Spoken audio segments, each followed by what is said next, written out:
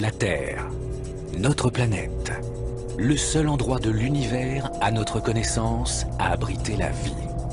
Mais des formes de vie venues de l'espace nous auraient-elles déjà rendu visite? Plusieurs hommes de science disent les étoiles sont tellement loin, à des centaines, des milliers d'années-lumière, que toute forme d'intelligence mettrait des milliers d'années pour atteindre la Terre, rendant la chose pratiquement impossible. Je crois que c'est une erreur. Nous présumons que ces créatures extraterrestres n'ont qu'un ou 2 siècles d'avance sur nous.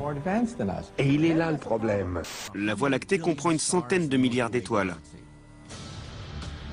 Et nos télescopes peuvent observer environ une centaine de milliards de galaxies.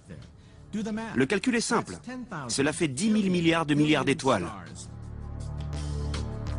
Alors penser que nous sommes les seuls dans l'univers, c'est le summum de l'arrogance. Des scientifiques respectés admettent la possibilité de véritables extraterrestres voyageant dans le cosmos pour venir visiter la Terre. À de nombreuses occasions au cours de notre histoire, les extraterrestres auraient même, dit-on, laissé des preuves incontestables de leur passage.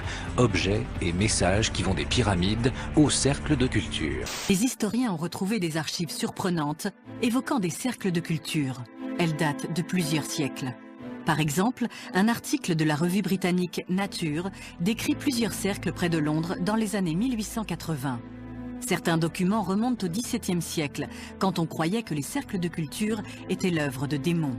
Ces agroglyphes seraient des messages codés laissés par des extraterrestres. En général, ils apparaissent du jour au lendemain. Des lumières et des coupures de courant inexpliquées. Pour les amateurs, ce sont des énigmes liées au phénomène des agroglyphes. Les caméras se dérèglent, les batteries se vident. Quelque chose perturbe les appareils électriques. Des observations d'OVNI ont été régulièrement rapportées en même temps que les apparitions de crop circles. Certains motifs sont si brillamment conçus et exécutés que cela défie l'entendement.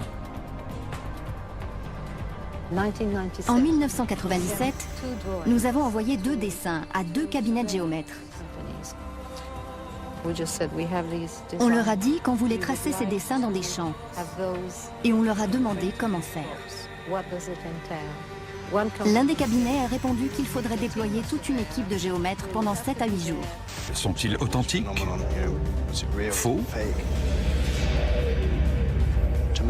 Pour moi, c'est un véritable mystère. Chaque année, des milliers d'individus à travers le monde signalent d'étranges et inhabituelles rencontres du 3e type et de terrifiantes histoires d'enlèvement. Les gouvernements sont quand même très inquiets, surtout les gouvernements qui s'en occupent de près, comme le gouvernement américain, de s'apercevoir qu'il y a énormément d'enlèvements, énormément de disparitions.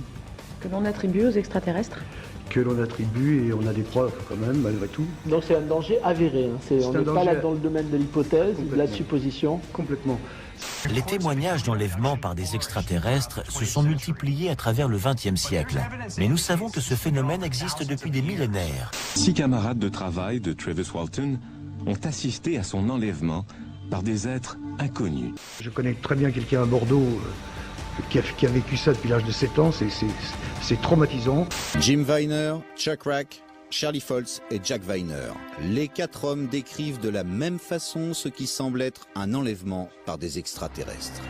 Il y a les enlèvements provisoires, c'est le phénomène abduction, avec les abductés. Ce sont des gens qui sont enlevés dans leur voiture, dans leur chambre, et c'est momentané, si vous voulez. Selon une étude, 4% de la population mondiale, soit près de 280 millions de personnes, auraient été enlevées par des extraterrestres. Mais personne n'a de preuves vivantes. Il se peut aussi que les extraterrestres aient été là depuis le début. Ils sont peut-être très semblables à nous. Ce que disait Fermi, c'est que si une civilisation est sortie de son étoile haute, comme nous, et a commencé à s'étendre dans toute la galaxie, dans ce cas-là, il devrait être chez nous. Decades ago, visitors from other planets warned us about where we were headed and offered to help. Les présidents des États-Unis. L'influence de ces hommes puissants peut-elle avoir un lien avec une race extraterrestre? Je vous le dis pour la première et la dernière fois. À son arrivée au pouvoir, le président se voit remettre, en plus de la mallette nucléaire, un fichier spécial top secret. Dans ce fichier, il n'y a que des informations à propos des extraterrestres qui sont venus sur notre planète. À cela s'ajoute un rapport sur le service ultra secret qui s'occupe du contrôle des aliens sur Terre. À la fin de votre présidence, vous remettez ces informations à votre successeur. Si vous voulez avoir plus d'informations là-dessus, je vous propose de regarder les films Men in Black. En revanche, je ne vous dirai pas combien ils sont parmi nous, parce que cela risquerait de créer un mouvement de panique dans la population. C'est pas trop quoi en penser. Ouais, voilà, il a enfin avoué qu'il y avait des aliens. Hans Petersen. George Adamski m'a dit un jour qu'ils étaient présents dans tous les pays, à travers le monde. Ils vivaient parmi nous, travaillaient. The first question you have to ask is how many species are there? And I used to think there were, between 2 and 12. And Apollo astronaut Edgar Mitchell.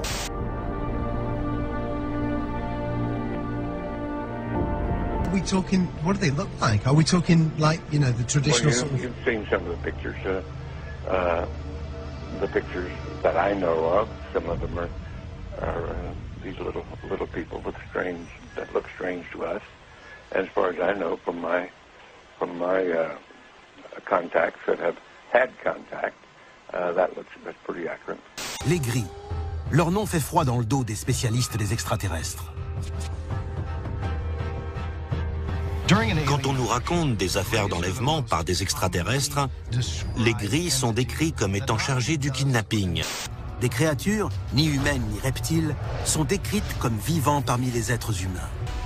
Cette espèce est connue sous le nom de reptiliens. On dit qu'ils ont développé une aptitude effrayante, prendre l'apparence d'êtres humains. Mais un hybride a-t-il déjà été mis au point dans un laboratoire secret de la guerre froide, comme le prétend Cynthia Crawford? Charles James Hall, membre de 2e classe de l'armée de l'air américaine. Je les ai baptisés les Grands Blancs, parce qu'ils étaient blêmes comme une feuille de papier. Il y a sans aucun doute des centaines de milliers d'hybrides extraterrestres qui vivent sur notre planète. Des scientifiques ont mis au point un radiotélescope à Arecibo, au nord de l'île de Porto Rico. Nous sommes en 1974, et c'est par ce biais qu'un message a été envoyé dans l'espace à plusieurs milliers d'années-lumière de notre Terre. La cible, d'hypothétiques civilisations dans la centaine de milliers d'étoiles de l'amas d'Hercule.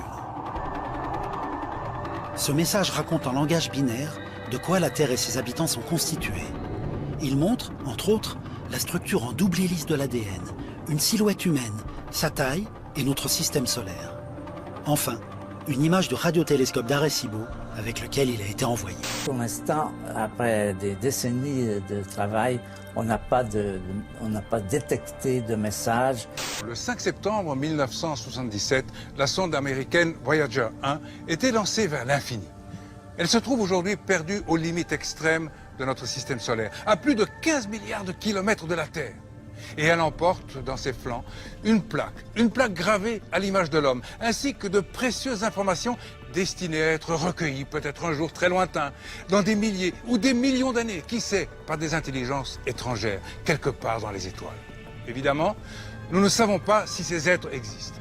Et pourtant, nous allons à leur rencontre et nous leur envoyons même des messages. C'est la première fois que le président des États-Unis, le secrétaire général de l'ONU, M. Kurt Waldheim, et 14 chefs de délégation à l'ONU ont enregistré, chacun dans leur langue nationale, un message pour l'éventuelle civilisation extraterrestre qui captera Voyager dans quelques dizaines ou dans quelques centaines de milliers d'années. Ce sont les premiers sons venus d'un autre système que le nôtre. L'espace intersidéral. Des sons transmis par la sonde Voyager 1, lancée à plus de 21 milliards de kilomètres de notre planète, et qui a donc franchi aujourd'hui une nouvelle frontière jusqu'ici inconnue. Nous sommes encore loin de connaître la totalité de notre univers. Même notre galaxie reste encore inexplorée. La Terre elle-même n'a pas encore révélé tous ses secrets. Les ovnis seront encore présents très longtemps. Quant à la vie extraterrestre, oui, elle existe probablement. Mais le contact entre nos civilisations reste un mystère. Un jour prochain, nous aurons la réponse à nos questions.